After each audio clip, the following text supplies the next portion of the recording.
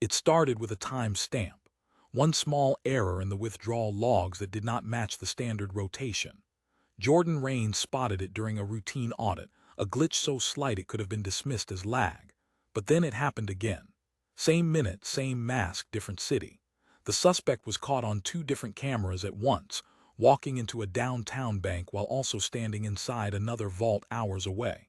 Security footage showed a man in a pressed suit, smooth voice, nothing traceable. Facial mapping software failed. Fingerprints came up clean. The only link was posture, shoulders too still, steps a fraction off pace. Jordan began replaying every recording in slow motion, searching frame by frame for anything off. What she found was not a face, not a voice, not a name, but a shadow leaning the wrong way in the light. She isolated the clip and ran it through a new frequency scanner. What came back was not silence. It was a whisper, embedded in the static, repeating the same phrase at every scene. It said, "You are already too late." Like the video and share it with your friends. Subscribe to our channel for daily crime cases we uncover. Turn on notifications so you never miss an update. Jordan Rains had never fired a weapon. She did not chase suspects down alleyways or break down doors in tactical gear. She wore slacks, sensible shoes, and cardigans, and spent her time behind a triple-locked screen in a windowless office 3 floors below ground level. Her badge read Analyst, Federal Bureau of Investigation. Her job was to notice what others missed. She had always been good at that. The glitch appeared on a Tuesday morning at 7:28. Jordan had been halfway through her first cup of coffee, reviewing flagged transactions from various banks across the region. These daily reviews were mostly mindless. Algorithms had already done the heavy lifting, filtering out thousands of irrelevant records. But this one record stopped her. 2 transactions, same masked figure, same exact time, different cities. She checked the timestamps again, refreshing the data and rerunning the sync. The withdrawal in one branch had taken place at 7:21 and 30 seconds. A deposit had been made at another branch, 570 miles away at the exact same time. That was impossible. The figure captured on camera in both incidents wore the same black suit, same dark gloves, and a sleek, expressionless mask. Same height, same gait, same everything. She leaned forward, pulling the 2 videos side by side. One screen showed the man moving with crisp precision through the west vault. The other showed him adjusting a leather satchel at the teller window in the east location. Jordan slowed the frames to a crawl, trying to catch even a sliver of a discrepancy. There was none. Every move mirrored the other with perfect symmetry. Posture, timing, confidence. Still unsure if it was a technical malfunction, Jordan flagged both logs and ran a forensic review of the footage. Bitrate matched, timestamps checked out. The surveillance systems at both banks were independently maintained. There was no overlap in servers or software, and yet there he was, twice, at once. She tapped into the internal toolset used by the Bureau's pattern recognition unit. A search for similar masks, suits, and bags brought up 22 hits over the past 14 months. 12 were in the same region. 4 showed nearly identical body language, but none had been linked, until now. Jordan cross-checked the cases manually, starting with the details that AI tools often ignored: shoulder width, foot angle during turns, left hand dominance. She opened posture heat maps and began tracing motion trails. They matched. Each trail led back to a suspect with no name, no traceable identity, and no mistakes. He wore gloves. He kept his head slightly lowered. He never triggered facial recognition. He never touched surfaces. Most curiously, he never spoke, not once. And yet in the Eastern Branch video there was a moment, a flicker of sound caught on the edge of a microphone, a whisper. Jordan isolated the audio and enhanced it. There it was again, a low, clear sentence. A voice calm and unhurried. "You are already too late." She stared at the waveform. The phrase had no context, no emotion, just a statement delivered with absolute certainty. Jordan sat back, heart hammering. This was not just a glitch. It was something else, something bigger. She checked the dates on the other flagged incidents. One every 41 days, always between 7 and 8 in the morning, always in pairs, 2 cities, same moment. She ran the pattern forward and backward through the Bureau's financial crimes database and found more. 7 additional incidents had occurred in the previous 2 years. Same timing, same masked figure, always appearing in impossible locations at the exact same time. It was not random, it was coordinated. Her screen filled with maps, timestamps, posture overlays, and motion data. There was too much precision here for it to be chance. This was choreography. Jordan saved everything and requested encryption-level clearance for a private case file. She titled it, Dual Mask. She did not report it yet. Not to her supervisor, not to anyone, because she knew how it would sound. That a man had robbed multiple banks simultaneously, flawlessly, without leaving a single fingerprint. That the only clue was posture and a whisper. Instead, she dug deeper. Accessed vault footage from the last recorded event, this time looking not at the suspect but the lighting. And there it was, the shadow again. It leaned the wrong way. The light was set to cast backward from the teller window. Yet the shadow of the masked man fell forward, toward the counter. That meant it had been added later, digitally manipulated, but the footage had passed forensic verification. That should not be possible. She checked another camera angle from the same event. No shadow, no lighting discrepancy. Only the main feed had been altered. It was subtle, surgical even. Someone had edited the footage to match the real-world physics of a person who had never stood there. Jordan began to piece together a profile, not just of the suspect, but of his method. This was not a man working alone. This was a team, a highly trained, technologically advanced operation. One person played the role, others controlled the surveillance feeds, others handled logistics, all timed down to the second. She checked communications logs, no flagged chatter, no intercepted calls, no digital breadcrumbs at all. Whoever this was, they had planned every layer. Still, she had something. She had the pattern, she had posture anomalies, and she had a voice. She ran the audio through the Bureau's voiceprint archive, filtering out background noise and matching against tone, pace, and inflection. Nothing. No match. But there was something strange. Each whisper, though different in delivery, had the same audio signature, an artificial echo that did not belong in the environment. It had been synthesized. Someone was disguising their voice and embedding it into the footage, not captured live but inserted later. That meant the message was not a threat, it was a taunt. Jordan pulled up her map again and projected the next possible incident. If the 41-day pattern held and the dual location strategy remained constant, the next hit would be in 23 days, sometime between 7 and 8 in the morning. She did not know where yet, but she had time, for now, unless she was already too late. Jordan Rain spent the next 3 days in near isolation. She spoke to no one beyond brief acknowledgments in the hallways. She ignored emails, let calls go unanswered, and slept only in bursts, her thoughts looping through each frame of footage, every timestamp and every anomaly. She was building something. She did not yet know what. Her private case file, now over 180 pages long, contained video stills, posture trajectory plots, voiceprint overlays, and projected timelines.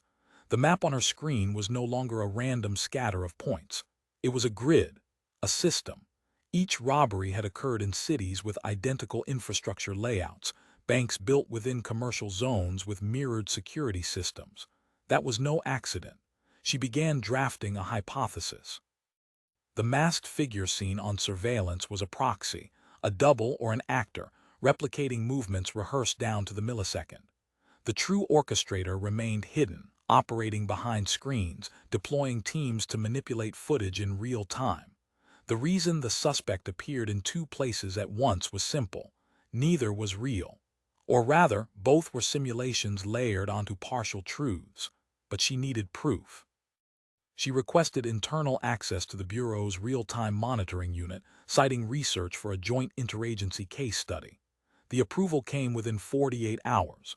With it, she gained access to raw surveillance data feeds untouched by local banks' recording equipment. That meant no post-processing, no chance for manipulation after the fact. She pulled the feed from the most recent robbery. At first glance, it was the same. The masked man entered at 7:21. Same posture. Same bag, same walk, but there was a flaw. In the unprocessed feed for exactly one frame, the suspect flickered. It was not a camera glitch. It was a layering error, an overlay artifact caused when a digital insert is not perfectly synced to a live feed. His right foot vanished momentarily, replaced by the polished tile beneath it. She ran the frame in reverse, checked the checksum values, and confirmed it. The suspect had been digitally inserted into the live feed. The real footage showed an empty hallway. This changed everything. Jordan rewound the footage again, frame by frame, watching the transition point where the man first entered view.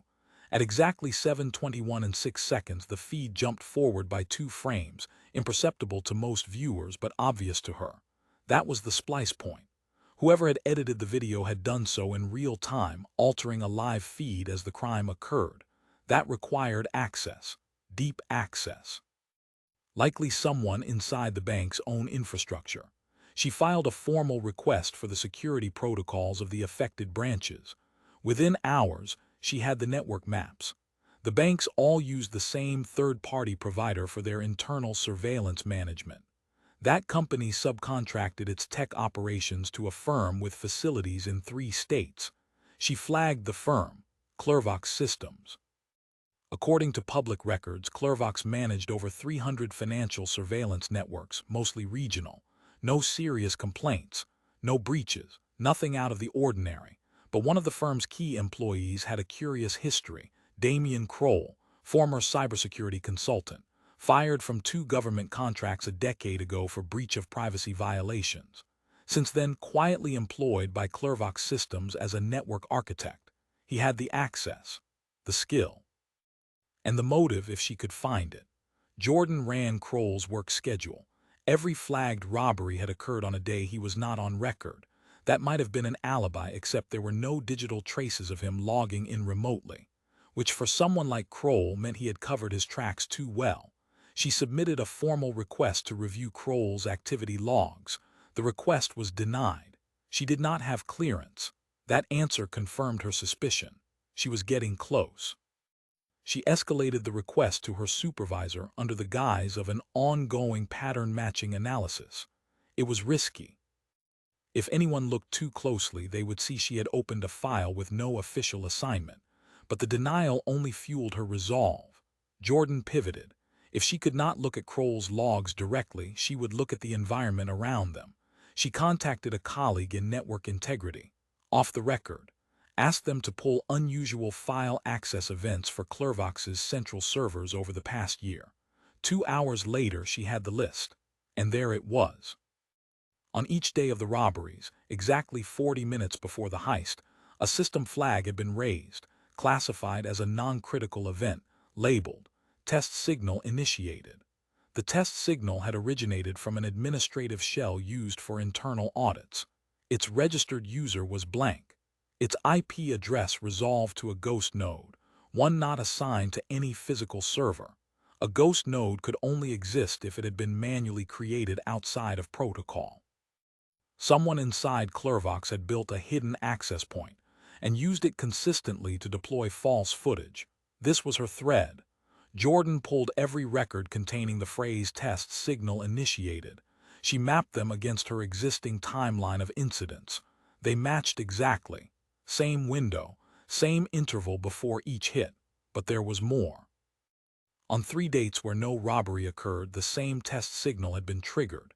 That meant either the job had been aborted or something had gone wrong. She dug deeper and found something she did not expect.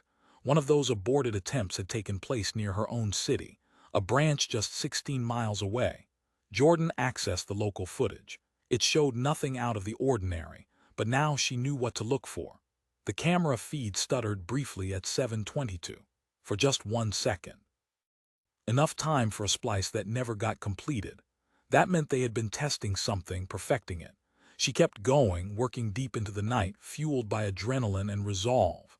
As she connected the dots, she started to build a visual representation of the operation. It looked like a choreography network, one in which actors, editors, and coordinators moved like parts of a machine. Efficient, repetitive, flawless, until now. Her breakthrough came when she began matching time signatures to local wireless frequencies. Someone had to be communicating in real time. And though most of the traffic was encrypted, she found one signal that was not. A short-range burst transmission, originating within range of the bank, sent during the exact window of the last heist. The transmission was untraceable by standard means, but it had a signature code embedded in its handshake protocol, one used only by Clervoc's internal testing tools. Jordan stared at the code, then cross-referenced it against Clervoc's documentation. It was labeled as part of a discontinued diagnostic package. The package had officially been retired 2 years prior. Someone had resurrected it and hidden it inside a ghost node. She knew what that meant. The next robbery would come soon. And this time she might be able to catch it before it happened. If she could track the signal in real time, intercept the transmission and confirm it, she might finally have the proof the Bureau would need to authorize a sting operation. But there was one last piece missing. She needed a pattern for where the next robbery would occur. And for that, she needed to do something she had never done before. She needed to build a prediction model and gamble everything on it. Jordan Rains had always trusted data more than people.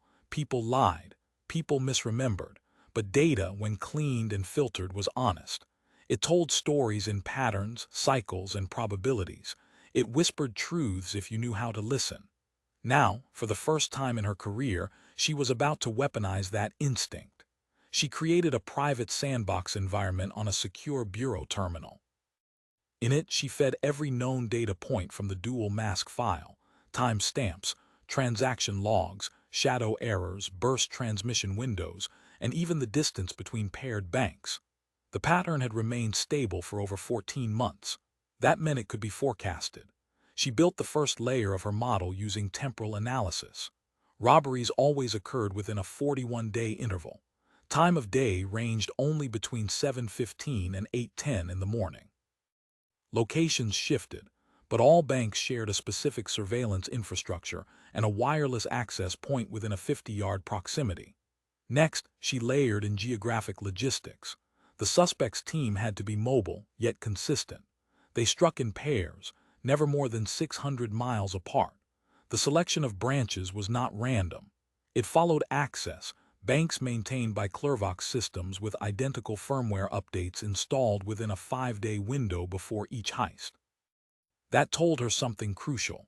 The suspect did not just target banks, he targeted moments. Windows of vulnerability when systems were freshly rebooted, when diagnostic tools still held elevated access before final encryption protocols engaged. It was like slipping in between heartbeats. She labeled the windows, echo frames. Jordan compiled the map.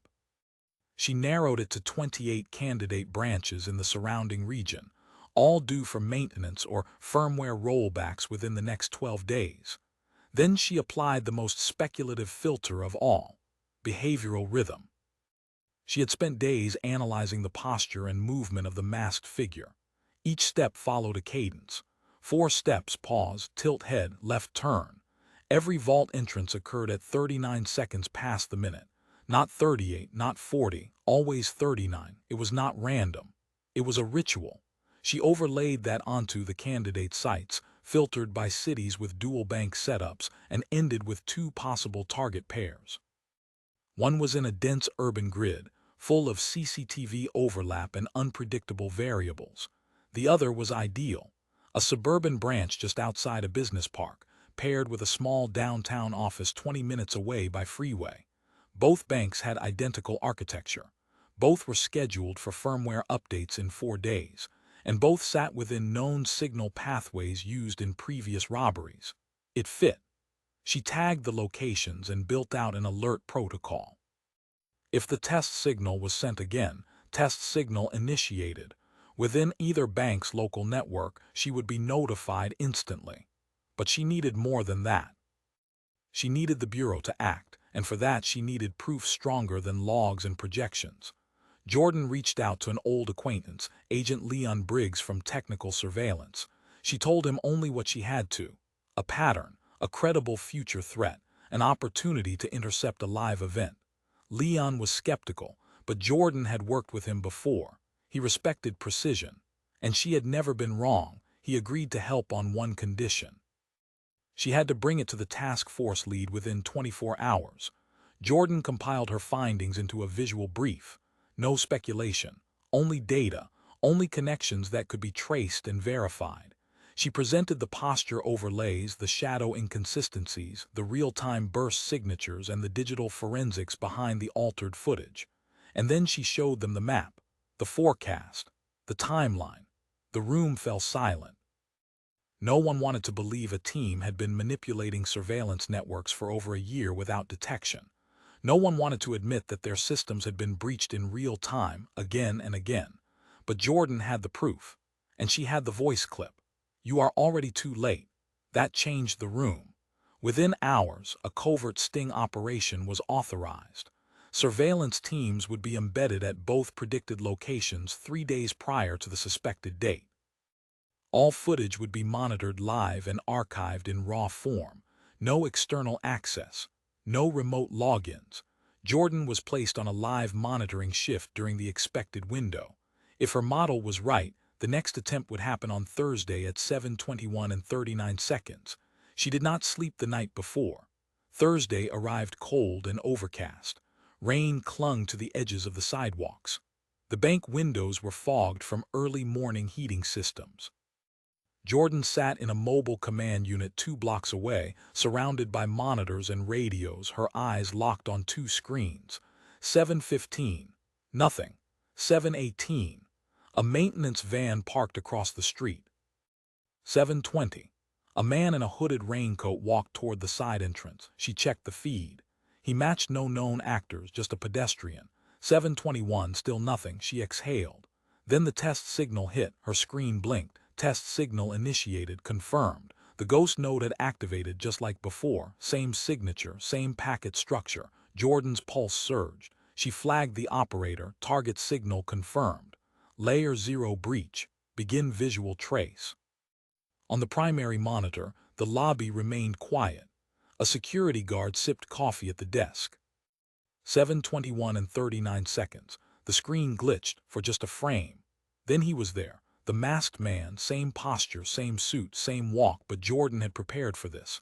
The live feed now had an integrity overlay, and it lit up red, overlay detected, signal compromised. Jordan hit the callout, layer breach confirmed, deploy intercept. Agents disguised as staff emerged from the back hallway and surrounded the figure, but he did not run. He did not flinch. He simply stopped, turned slowly, and held out both hands. Then he spoke. Not in a whisper this time. In a clear, synthesized voice. "You have been watching the wrong place." Before they could react, the signal died. The image vanished, and the lobby was empty. Jordan's blood ran cold. They had not caught him. They had caught a decoy. And at that very moment, hundreds of miles away, the real vault was being emptied. The feed had gone dark. The figure in the lobby, so real just moments earlier, was gone. No doors opened. No exits triggered. One frame he stood between 2 agents, hands raised. The next, the space was empty. Static filled the corners of the feed for precisely 8 frames, then returned to normal. Jordan Rains stared at the monitor, her heart refusing to settle. She knew immediately what had happened. They had been baited. The operation was never meant to succeed. It was designed to test their response time, their protocols, and most of all, her model. Across the room, a voice cut through the silence. "You have a report. Vault breach detected in District 9, concurrent time frame." The second site. The real site. While the Bureau had converged on the decoy, the actual robbery had unfolded in another city, targeting a lesser-known satellite branch with no prior incidents. The loss was severe. Over 2 million in bearer bonds, hard to trace and easy to liquidate. The task force room erupted in movement. Radios barked orders, phones rang, agents scrambled for new assignments. Jordan said nothing. She stood slowly, removed her headset, and walked out of the mobile unit into the drizzle. The cold rain hit her like static, unwelcome, numbing. Her model had been right in structure but wrong in location. She had missed something. Or worse, someone had fed her false data. She returned to her station an hour later and began a full audit. She pulled the raw logs from both targeted branches, hers and the real one. The ghost node activity at her predicted site had been authentic. Same digital signature, Same burst transmission, but the real site had been clean. No test signal, no overlay, no manipulation, which meant the suspect had evolved. He no longer needed to alter footage to hide. Now he was hiding in plain sight. She checked live surveillance from the second branch, reviewed the time window between 7:20 and 7:35. There was no masked man. Instead, there was a technician. White polo, company badge, tool case. He had entered with clearance from a receptionist, bypassed the main floor, and disappeared into the camera maintenance closet. 24 minutes later, he exited through the staff corridor. The vault breach had been discovered minutes after that. Jordan isolated the technician's footage and ran facial mapping. No match. She enhanced the image, zoomed in on the badge. It read, D. Kroll. Her breath caught. The suspect had walked through the front door using a real identity, Damian Kroll, the man she had flagged weeks ago, the man whose logs she had been denied access to. Same man who, according to Bureau HR files, had died 8 months ago in a reported accident. The file contained a scanned death certificate, cremated, no remains available for verification. She reviewed the certificate metadata. It had been uploaded by an external user. Credential ID, Ghost Node Admin 01. The man never died, he erased himself. Jordan added a new page to the case file. Title, Phase 2. The suspect had baited them, not just to steal, but to reveal methods. He had fed the ghost signal intentionally, knowing it would be intercepted. He had watched the model unfold. He had inserted himself into her theory and then stepped outside of it. Jordan realized now that this was no longer about a series of heists. It was a study in control.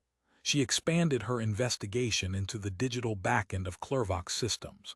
Her previous requests had been blocked through formal channels, but she had another way. She contacted a former Bureau systems engineer, now a private contractor. Under a pseudonym, he provided her with the uncompiled firmware from the surveillance suite used at the compromised banks. She cross-referenced code strings from the Ghost Node packet, and she found something buried deep. An old script fragment, logged under a sandbox tag, never deployed publicly. Inside it was a loop function labeled Maskrun prototype. The author was listed only as DKroot. She opened the file. It was a basic overlay simulation, a test tool for generating masked figures within footage using posture replication data and movement vectors. A tool used to fake presence, but the script was never deleted, only hidden. It had been buried, forgotten, or preserved intentionally. She now understood the full scope. The masked man was not one person. He was a programmable artifact, a symbol, a template applied again and again through different channels, different bodies, different times. The real operator, Kroll, had only appeared once, at the vault in person. Everything else had been a puppet show. She returned to her model and added a new layer, symbolic deception index. She recalibrated each event, identifying which appearances had been real and which had been overlays. The answer chilled her. Only 1 out of every 4 incidents showed physical presence. The rest had been digital constructs, carefully placed illusions built on real-time splices. It was not just a heist pattern, it was psychological warfare. By appearing in 2 places at once, the suspect had shattered trust in the very nature of evidence. He had corrupted what surveillance meant, what it proved, and now he was changing again. Jordan knew he would not strike in the same pattern again. The decoy event had been a message, you are playing catch-up, so she tried something different. She fed her model a blank slate, no assumptions, no biases, no prior incidents.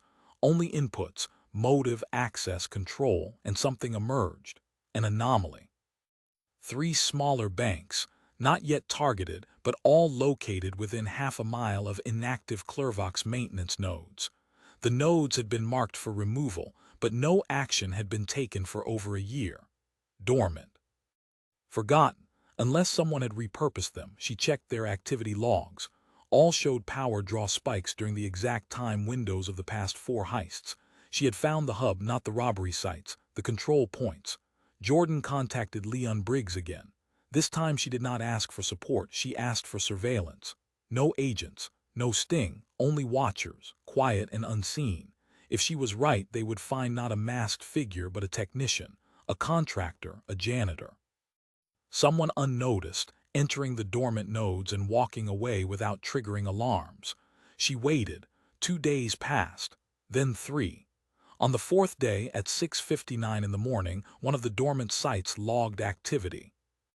A man entered through the side access. White shirt, glasses, security badge. He spent 14 minutes inside. When he left, he smiled at the camera and tipped his hat. Jordan Rains replayed the footage 12 times. The man who had entered the dormant Clervox node walked with the casual confidence of someone who belonged. He wore standard contractor gear, a clipboard tucked under one arm and a lanyard bearing a blurred ID badge. But it was not the appearance that struck her. It was the gesture. He had looked directly into the exterior camera, smiled, and tipped his hat. It was not bravado, it was a signal. The message was clear: I know you are watching. Jordan froze the frame and enhanced the image. It was not enough to confirm identity, but she noted several key details: slight outward angle of the right foot during his step, subtle shoulder roll at each pivot, and the same left-hand dominance previously flagged in the masked figure's movements. It was him. Kroll was not just mocking them, he was adapting. She isolated the internal access log of the node. 14 minutes of server activity, packet injection, file purge, a complete firmware overwrite. Whatever had existed in that shell before was gone. Jordan checked the outgoing transmission logs during that window. A burst signal had been sent, encrypted, short-range, but this time she traced it. The node had relayed data through a dormant peer-to-peer line once used during early development phases of the Clervox infrastructure. That network had been shut down years ago, at least officially. But Kroll had kept the bones alive. The signal did not go far. It jumped to a receiving point just 6 miles away, an industrial park filled with office rentals and unused storage space.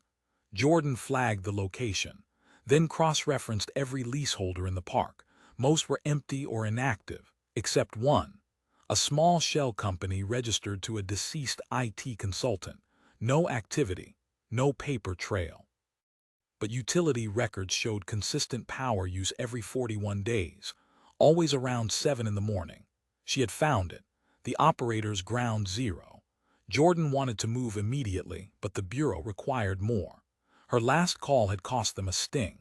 She needed irrefutable proof before they would authorize another op, so she took a risk.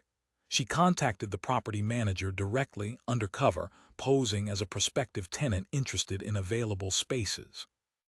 She asked to view the unit registered under the shell company. The manager hesitated. That unit is occupied, he said. Never met the tenant, pays in advance. Cash. She asked to see it anyway. He agreed reluctantly, and they set a time. The next morning at 7:42, Jordan stood outside the building wearing civilian clothes and carrying a decoy laptop bag. The manager fumbled with keys at the door, muttering about overdue electrical checks and broken panels. The hallway inside smelled of dust and disuse. The walls were yellowed with time. They reached the unit. The manager unlocked it. Jordan stepped inside. The room was cold, windowless, at first glance empty. But as her eyes adjusted, she saw them: 6 workstations lined against the far wall, each with blackout shields and modular drives. The center station glowed faintly, a power light pulsing like a heartbeat. She moved closer. No personal items, no photos, no identifiers, but she saw the name in the corner of the screen: Decay Origin. She reached for her phone. Before she could raise it, the power cut. The lights blinked out. The machines went dark. A low hum began to rise from the floor vents, from the ceiling tiles, from everywhere. The manager yelled something, but it was drowned out. Jordan turned toward the door. It slammed shut. For 3 long seconds, everything held still. Then the monitors flickered back on, one by one, each displaying the same message. You were early. She froze. A voice filled the room, not through speakers, but as if from nowhere, calm, familiar. You have done well, Jordan, better than most. She tried the door, locked. There was no handle on the inside. You followed the patterns. You learned the rhythm. You built the model, but you are still solving for the wrong variable. The screens shifted. Footage from her own workstation appeared. From her home. From the coffee shop she had visited 3 weeks earlier.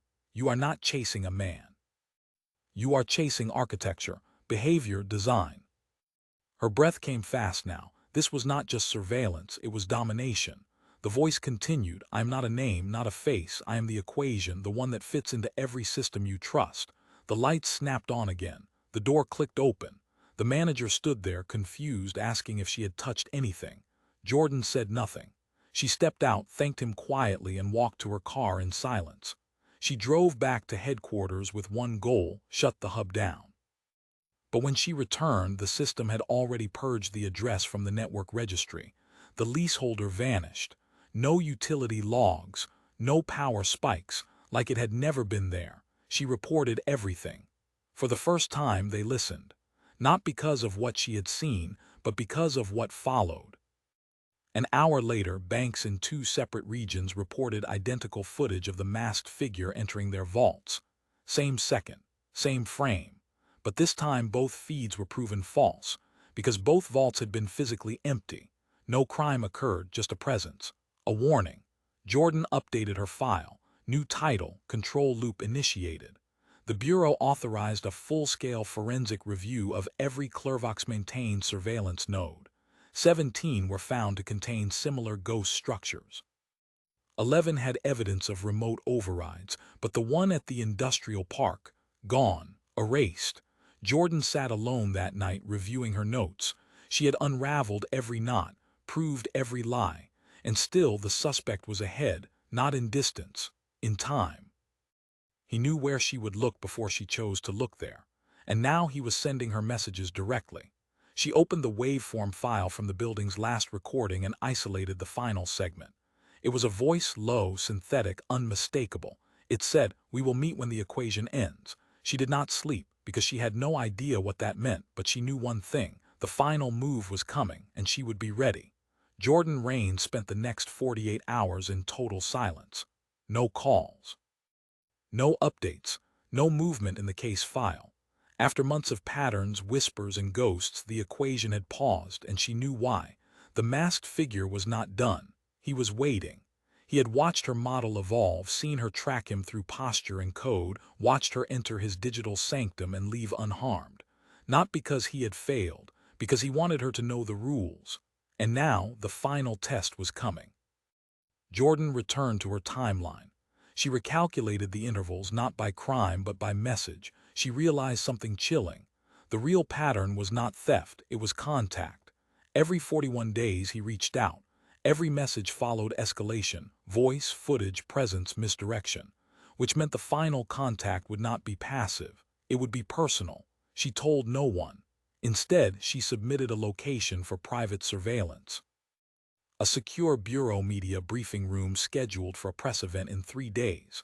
Jordan had calculated the timing down to the minute. The next equation variable would land at the briefing, not as a file, not as footage, but as a person.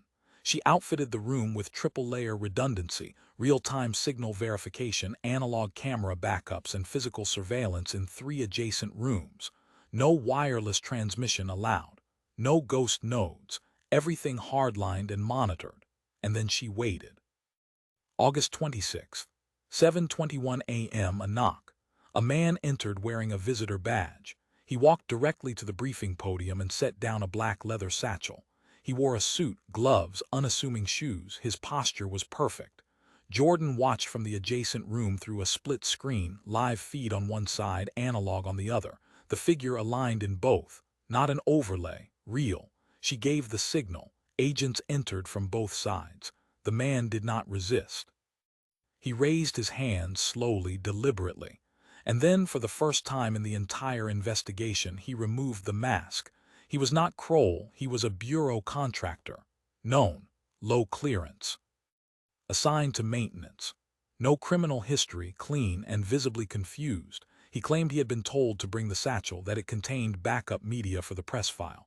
Jordan opened it. Inside were 24 flash drives, each labeled with a date and time, each matching the exact moment of every robbery. She plugged the first into an isolated system. Footage played. It was the first vault robbery, from a third angle never submitted to police.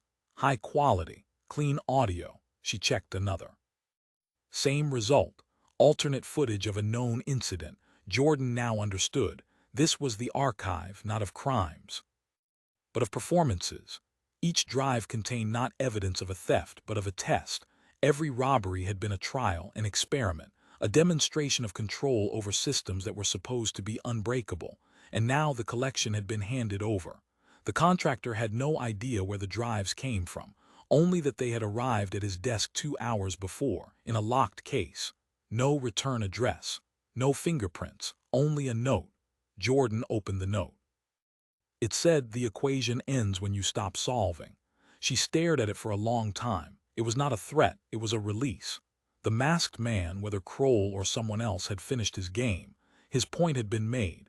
He had bypassed every protocol, every system, every safeguard, and in the end, walked into the bureau itself without ever stepping foot inside.